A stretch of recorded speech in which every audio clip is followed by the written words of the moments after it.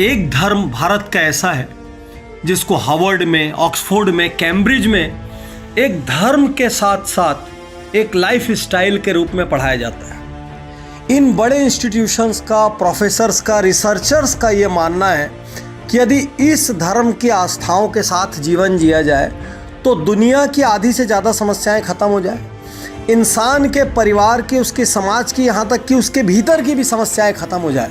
दोस्तों, वो धर्म है जैनिज़्म। और आज मैं आपको जैनिज़्म के 5 ए बताने जा रहा हूँ। इन 5 ए को अपनाकर आप जीवन में, व्यापार में, परिवार में, समाज में कहीं भी बेतहाशा तरक्की और समृद्धि हासिल कर सकते हैं।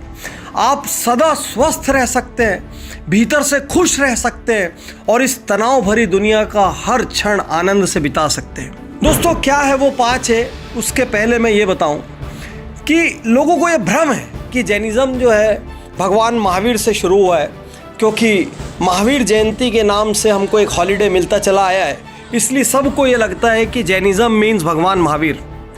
जबकि जैनिज़्म में 24 तीर्थंकरों यानी 24 भगवानों की श्रृंखला होती है, उसमें भगवान महावीर 24वें हैं और उनके लाखों साल पहले ये ऋषभनाथ भगवान से शुरू हुआ था। खास बात ये कि इस धर्म के अंदर साइंस इतना ज़्यादा छुपा हुआ है कि इसको हेल्थ के लिए और पर्सनल हैप्पीनेस के लिए सबसे बेस्ट रिलीजन्स में से एक माना गया है। यहाँ तक कि ग्लोबल प्रॉब्लम्स का सॉल्यूशन इसमें छुपा है। तो आइए देखते हैं कौन कौन से वो ए हैं जो एक कॉमन व्यूअर के जीवन में काम आ सकते हैं। सबसे पहला ए, अपोलॉजी डे।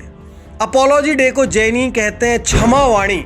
जैनिज़्म में एक खास दिन मनाया जाता है जिस दिन आप हर जानने वाले से और कई बार अनजान व्यक्ति से समाज के उसके पास भी जाकर कहते हैं उत्तम क्षमा, मतलब साल भर मुझसे जो गलतियां हुई उसके लिए मैं माफ़ी चाहता हूं और आपको माफ़ करता हूं। बहुत सारे ऐसे घर जहां पर महीनों से, सालों से बात बंद होती है, वो बात कई बार ऐसे मौक़ों पर शुरू हो जाती है।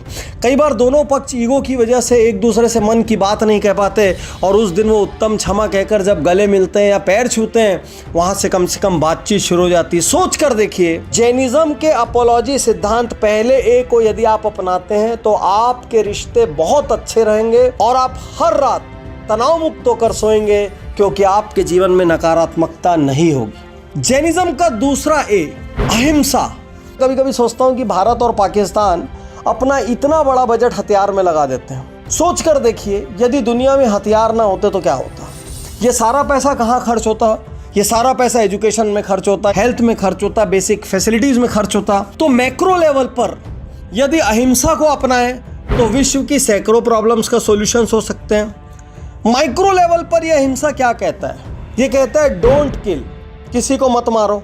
जैनिज़्म में एक चींटी चूहे को भी नहीं मारते, घर में चूहा मारने की दवाइयाँ भी नहीं रखते, क्योंकि चूहा मारने से भी दोष लगते हैं। चूहा कपड़े को काट जाए वो ठीक है, लेकिन चूहे को नहीं मारेंगे। लेकिन अहिंसा का सबसे ब्यूटीफुल चीज़ क्या है? सबसे ब्यूटीफुल चीज़ है non violence even in speech, यानी आपने मुंह से भी किसी को गलत बोला तो भी वो हिंसा है।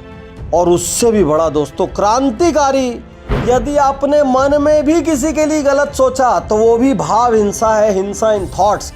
तो जब आप सोचिए कि धीरे धीरे आपके सबकॉन्शियस माइंड में हिंसा का ये फॉर्मेट हो जाएगा, तो ना आप मन से किसी के लिए गलत सोचेंगे, ना मुंह से गलत बोलेंगे और ना ही किसी को हर्ट करेंगे। तो अहिंसा को हम जितना ज़्यादा डीप रूटेड अपने भीतर करेंगे, उतना हम किसी को भी हर्ट करने से बचेंगे और जीवन बहुत ज़्यादा सुखमय होगा। ग्लोबली सैकड़ों समस्या, गल्फ से शुरू करके, चाइना से शुरू करके, जहाँ पर भी वर्ल्ड में हिंसा के हॉट स्पॉट्स बने हुए हैं, आप ये मान के चलिए यदि अहिंसा की डॉक्ट्राइन स्प्रेड होती है तो विश्व एक बहुत अच्छी जगह बनेगा रहने के लिए, a better place to live. तीसरा ए, जिसको दुनिया भर में गूगल से लेके माइक्रोसॉफ्ट तक सब प्रैक्टिस कर रहे हैं, जिसको बड़े बड़े जनरल इलेक्ट्रिक से लेके मर्सिडीज तक सारे कॉरपोरेशंस अपनी ट्रेनिंग्स में यूज करते हैं, उसका नाम है अनेकांतवाद।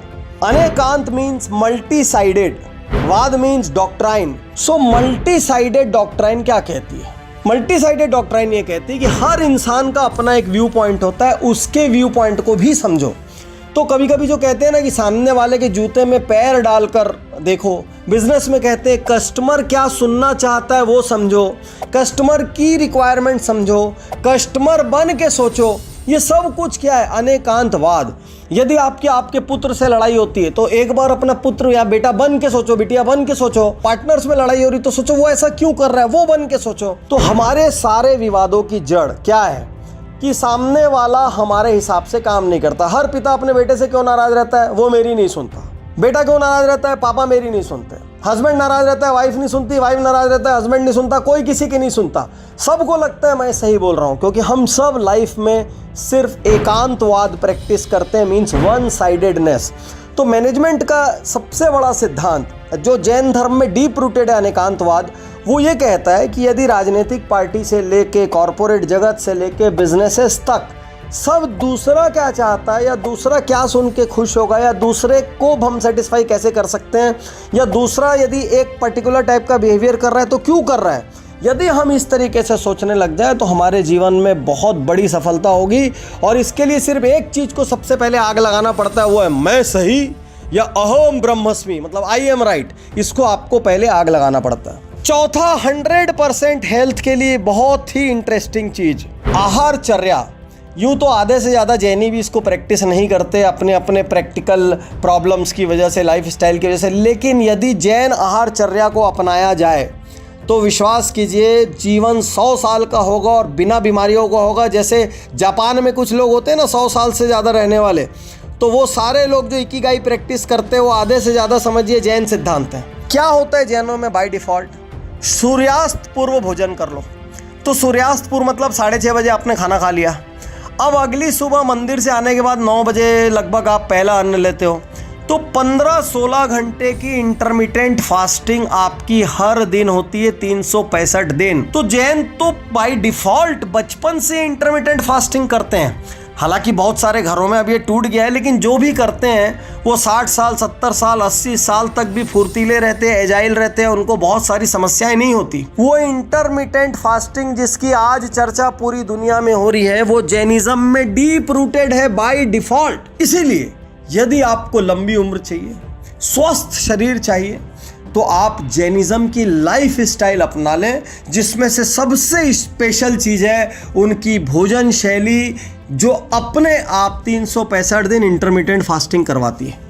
और सबसे लास्ट जो कि आज की इस मटेरियलिस्टिक दुनिया में बहुत बड़ा प्रश्न है, वो है अपरिग्रह।